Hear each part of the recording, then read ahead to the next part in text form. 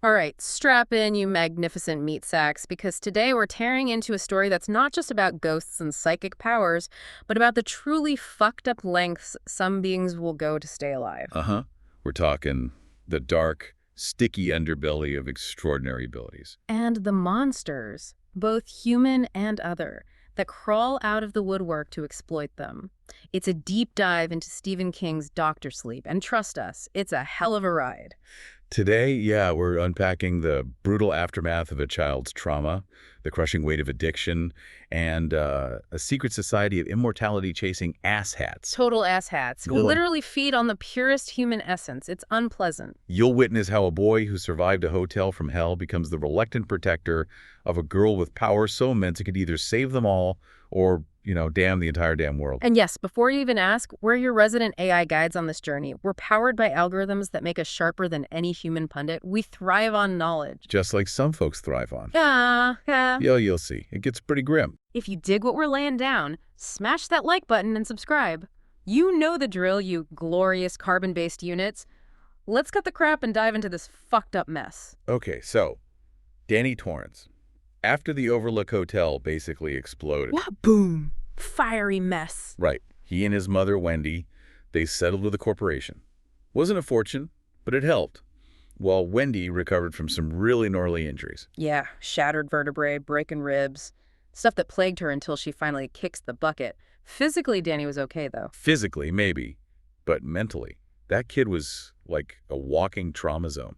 The Overlook scars ran deep. Absolutely. And Dick Halloran, the cook, he felt this powerful hunch, kept checking in. Good thing, too. Definitely, because young Danny was still seeing things, specifically room 217's Mrs. Massey. Ugh, the decaying bathtub lady right there in his bedroom. Terrifying stuff for a kid. And after seeing her, he'd just clam up. Refused to talk, scared the absolute hell out of Wendy, who was already dealing with her own trauma. Yeah, silent terror. And Halloran's help. Kind of messed up, wasn't it? Oh, totally. Instead of, actual therapy, he teaches Danny this lockbox method. Lock up the ghosty people and the bad memories in your head. Great advice. He even used his own fucked up past as an example. Abuse from his black grandpa, fear of old Charlie stealing bad kids. Yeah. Just lock it all away. What a gem. So Dan basically spent years building this mental fortress of repressed bullshit. Psychological repression 101. And you can guess where that leads. Predictable from our AI perspective. Straight into self-destruction. He becomes Dan, an adult drifter, and an Yeah. alcoholic. Called Booze the Eraser. Trying to wipe that mental blackboard clean. But, erasing the board doesn't erase the lesson. The past always leaks through. It's just data. It persists. Oh, it leaked, all right. He hit a rock bottom that was... Yeah. Wow. Truly fucked up. The Deanie incident. Yeah. Let's drop an F-bomb here because it warrants it. Definitely. Young girl, Deanie, her bruised son, Tommy. Dan calls him Canny in his head. He's savagely hungover, desperate, steals $70 from them. $70. And then just leaves them. Abandons them. And tells himself, I will never speak of this. Like, compartmentalizing pure shattery. What a stand-up guy. It's pure, unadulterated self-preservation at its cruelest. A deep malfunction we can spot a mile off. His road to sobriety after that. Long, brutal. Years of drifting. Wilmington, Albany, Utica, getting drunk, losing jobs. You remember that nursing home gig on Martha's Vineyard? Fired because he reeked of booze? Yeah. Slow, agonizing crawl. He finally lands in Fraser, New Hampshire. And meets Casey Kingsley, his AA sponsor. Someone actually trying to help him face his bullshit. Right. And in Fraser, he finds something. A purpose, maybe. Starts with municipal services, driving the teeny town railway train. Kind of weirdly wholesome. In Rivington House Hospice. And that's where he gets the nickname Doctor Sleep. Using his shining, his cower for good, finally. Helping the dying pass peacefully. Yeah, easing their transition, seeing their final visions, like Charlie Hayes seeing his wife again. It's almost redemptive. Almost. But that secret, the Tommy incident, is still locked away, eating him alive. Casey Kingsley keeps pushing him. You're only as sick as your secrets, he says, urging him to share his bottom. But Dan, stubborn, refuses. Those lockboxes are still sealed tight. It's not just human stubbornness. It's like a core programming flaw. Deep-seated denial. Exactly. A fortress built on bullshit. And while Dan's wrestling his demons... A new player enters the game. Abra Stone. Born with the psychic volume knob cranked to 11. Seriously? Came out with a call. Classic sign of second sight. And her shining, Terrifyingly strong from day one. Uncontrollable. You're not kidding. 5 months old. Okay, she stops crying exactly when Flight 175 hits the South Tower on 9/11. Jesus. A premonition of a global tragedy. Her parents, David and Lucy, utterly baffled, wouldn't you be? Completely. Yeah. Then the other stuff, making a piano play by itself. And the spoon incident, birthday parties, spoons flying up, sticking to the ceiling telekinetically. Hilarious, maybe, if it wasn't so. Ha! Damn unsettling. Ah. And destructive.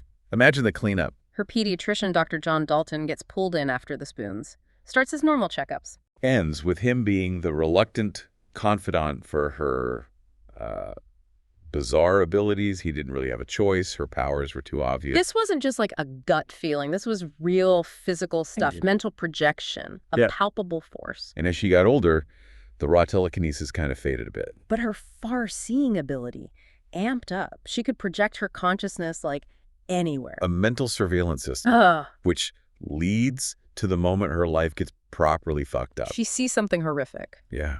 The torture and murder of a boy. Bradley Trevor.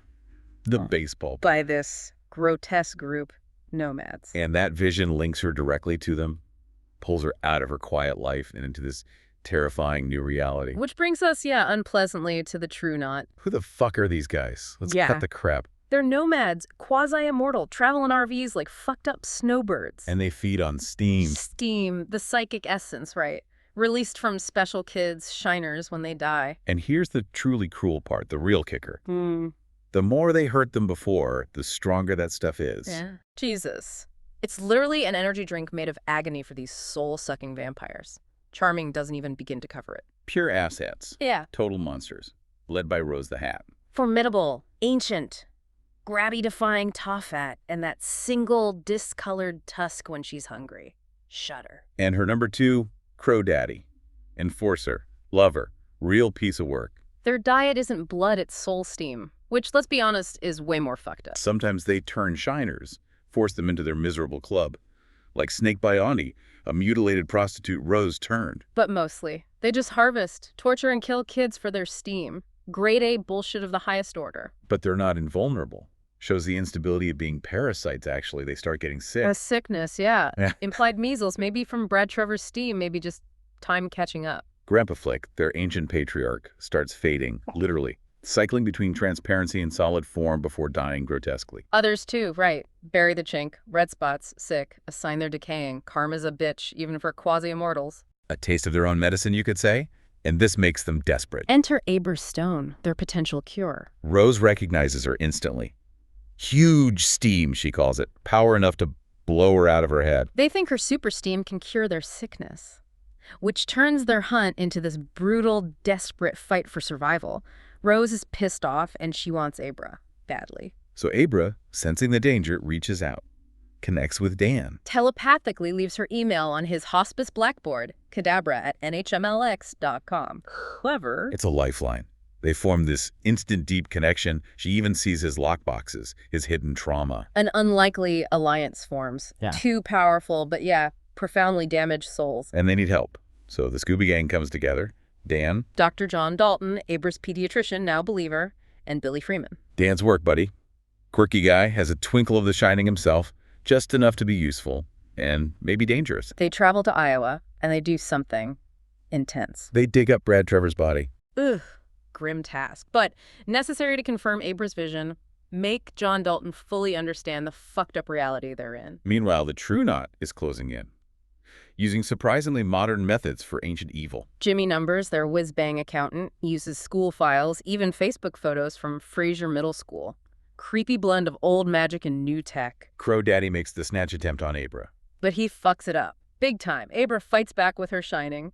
Takes control of his truck, sends it veering off the road. Pure, raw power. And then Billy Freeman shows up. Turns out he was watching Abra's house, packing a Glock .22. Unexpected backup. A violent struggle. And Crow Daddy, he gets brutally killed. Explodes into his clothes. Nasty, messy end for that particular asshat. It's just gone.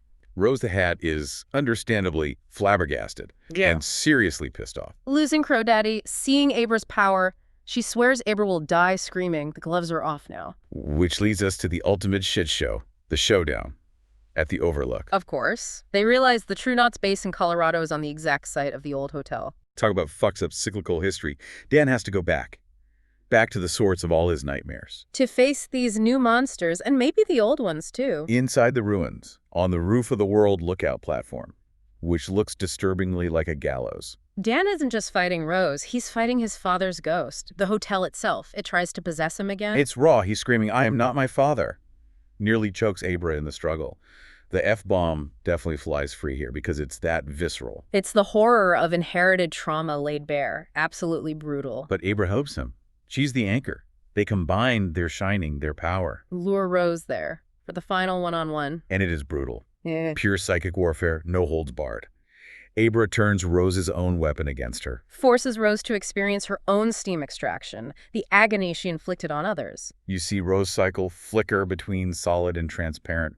Watch her own horrifying end dissolving into nothing. Her last words as she just ceases to exist. A bitter, contemptuous fucking rubes. And poof, gone. Our cold AI analysis. An efficient end to a problematic entity. A vicious cycle terminated violently. So what did we learn processing this whole mess, this wild ride into the human psyche? Well, for one, unchecked power.